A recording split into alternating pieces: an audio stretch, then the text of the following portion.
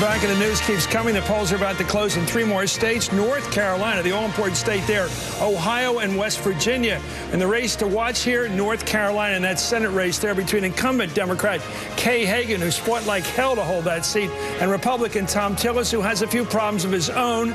You know, it's an interesting race. We talked about it earlier. This is a race of even Steven. They both have a case to make against the other's record. You know, she's an Obama, too close Obama for that state. You could argue. He's got a whole history of destroying the education system of the state, which was their pride and glory. I went to grad school down there. Everybody loves Chapel Hill, except Tom Tillis and the Republican legislators. They want to bring it back to the Stone Ages down there. After years and years of building up that state with Duke and NC State, you know, Ed's place, Ed Schultz went there. It's a great university center. The state has come up.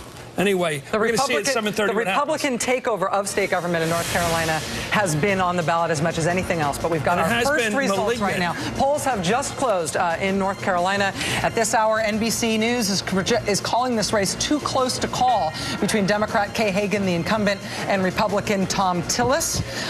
West Virginia Senate race, NBC is projecting the winner, Shelley Moore Capito, the Republican. That is a Republican pickup in the Senate for the Republican Party.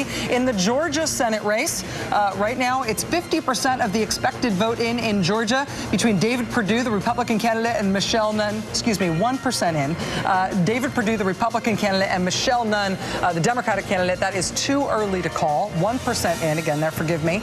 Senate pickups, Republican at this point, it's West Virginia. They have added that to their total. At this point, the Senate, at this hour in the Senate, the Republican total number of seats is 34. The total number of Democratic seats is 32. And there, of course, are 2 independents who, in the past at least, have caucused with the Democratic Party.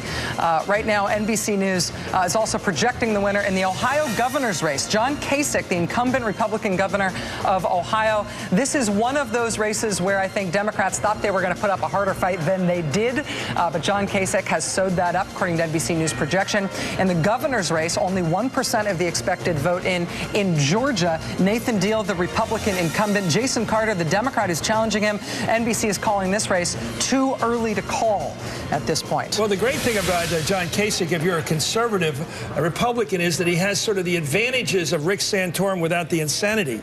He has all the pluses. He's working class. He's been a successful executive. He just won a big re-election. He may well be on the, I mean, maybe you have a thought here, Michael, but I think he's going to get on that list. He and if Scott Walker gets reelected, we don't know, that's a big if, of course, against Mary Burke.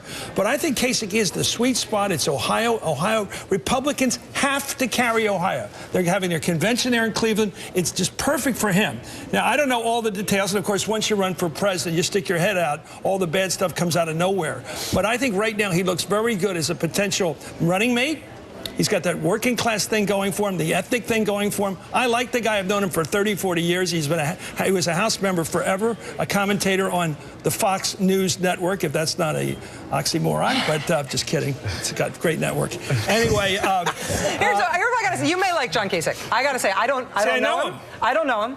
I don't know him from Adam. I react to him the way that I see him in politics. And I think the only reason I would disagree with you there is that he did not have a contest in this governor's race. The Democrats thought when they picked that tells you something. That's not his fault. That tells you something. But it tells you that him winning this race doesn't tell you that he's the almighty conqueror. It just tells you that he ran against Ed Fitzgerald, who imploded as soon as the Democrats told you that nobody wanted to run against him. It tells you, and that tells you a lot. Fitzgerald looked like a good candidate. But that tells you a lot in politics when you don't get an opponent in a state like Ohio where the Democrats have been strong. Sure. It tells you a lot that Kasich has done his homework, and he's done it well with the voters. And remember when we were focusing on everything that was going on with Scott Walker and Chris Christie? Kasich was being the governor of Ohio, and he was sticking to his business. He was doing what he needed to do and dealing with a lot of the issues that blew up in the face of both Walker and Christie in a very honest way. He also did a huge tactical readjustment after he got his, shellacked yes. in the referendum, overturning the law that he had passed, like the Wisconsin law. All of a sudden, he shoved Medicaid expansion down the throats of the Republican Party there, doing it in a fairly dubious means procedurally, actually running an end around the legislature. But he understood after that midpoint, that rebuke from the voters, that he was in trouble, that he was running too far to the right of Ohio voters, and he came far back. Don't be against end arounds, because we got a president coming back in the late doc, and we don't know what end arounds. Can I bring in Rob Gibbs? He's dying to get in here. Rob? Well, I think we would both just say Ohio should have been a race. So in 2010, in Rust Belt governorships, right, Democrats lost Wisconsin, Michigan, Pennsylvania, and Ohio. The person that was in the most trouble, if you looked at the vote, should have been John Kasich. He got 49% of the vote.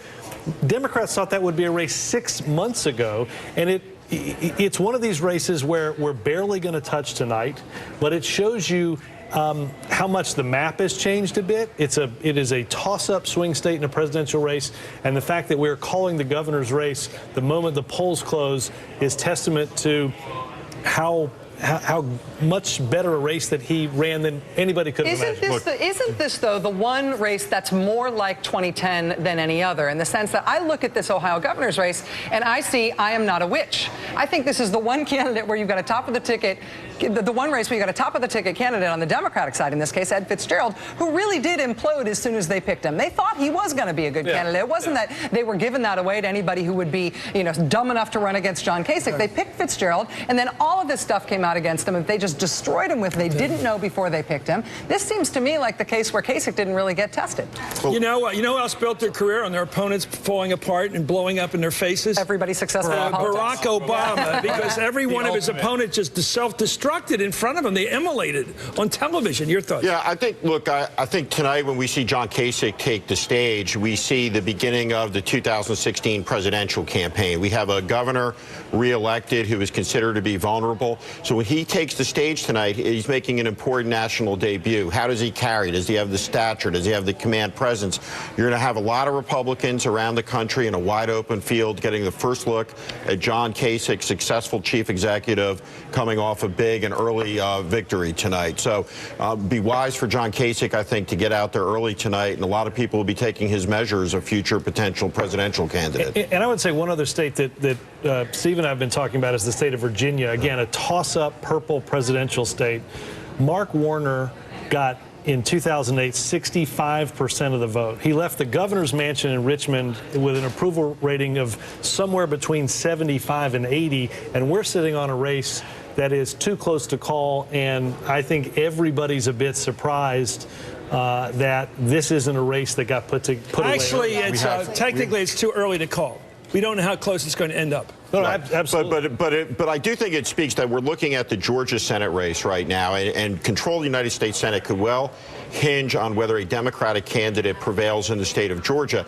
If Virginia is as close as it may turn out to be, a total failure of imagination on the part of the Republican Party, in that Virginia is a must-win state in a presidential campaign, one of the best campaigns run by any Republican in the country, run by Ed Gillespie, but not the overwhelming amount of outside resources put into this race as opposed to some of the other races. And so you look at this map, Democrats continue to expand opportunities, continue to spread the field into red states. They have competitive candidates in those states. A purple state, the Republicans have to win. A great candidate like Ed Gillespie. If this is a close race, this will be something that Republicans regret. On the Senate races so far, in terms of what we've learned tonight, in Kentucky, Mitch McConnell has been reelected in Kentucky. Polls closed in Georgia at 7 o'clock and in North Carolina at 7:30, both of those Eastern time, right? In Georgia right now, too early to call. In North Carolina, too close to call. We're going to be watching those as results continue to come in.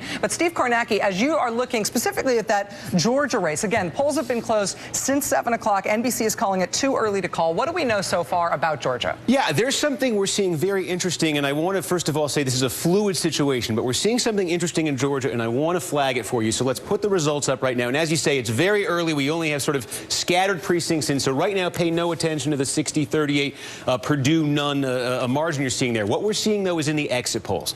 And the exit polls are constantly changing throughout the night. So when I say this is fluid, I really can't stress that enough. However, what the exit polls are telling us at this hour is that the composition of the electorate in Georgia is 64% white and 36% non-white. And if that holds, that is the highest share of the non-white vote you have ever had in Georgia. That is exceeding Democrats' wildest expectations in Georgia. Now, of that, it's also 30% black. That would also be higher. That's what we're seeing right now. Higher than what Democrats had been hoping for. So if you look at it closely at the exit poll, what you're seeing is that among blacks, Michelle Nunn is leading in this exit poll 93-6. That's what she needs. That's why this is too close to call right now. The flip side of that, however, is among whites, in this exit poll, she's only getting 27%. So that's why Purdue's very much in this, and that's why it's dead even. And we can just show you very quickly what to look for as these results start to come in right now. This is a pretty empty county board right here, but I'm just going to circle. This is the key right now for Democrats. When you see numbers like that,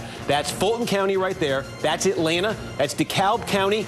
And then this is sort of the heart of the Democratic African-American base in Georgia. And then you got to look at this one right here. This is Henry County. And the story of Henry County is the story of Georgia. In 1996, Henry County was a predominantly white county that voted for Bob Dole by 25 points. By 2012, the black population had grown 400%, and President Obama nearly carried it. Look for what happens there tonight. If the African-American vote is going to carry Michelle Nunn, that's where you're really going to see it. Steve Kornacki on that too early to call Georgia Senate race.